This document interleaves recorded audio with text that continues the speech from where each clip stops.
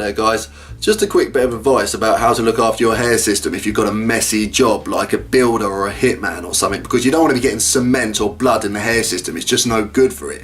Like, I'm a painter and decorator, and I was going to work and I was rolling ceilings and rubbing down walls, and I get home, look in the mirror, and I was like, oh dear God, what have I done? There was dust and paint and poo, and well, there wasn't poo, but bits of brick and horrible stuff in the hair system, and it took me ages to clean, and it just generally didn't do the hair system any good at all.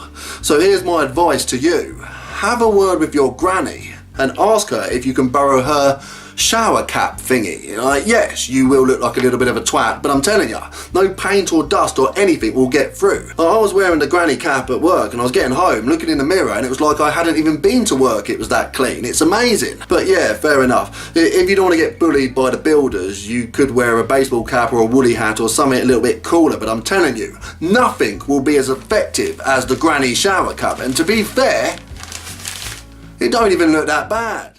Hey guys, thanks for watching the video. Don't forget to like, share and subscribe below, and have a good look round our website at hairforall.com.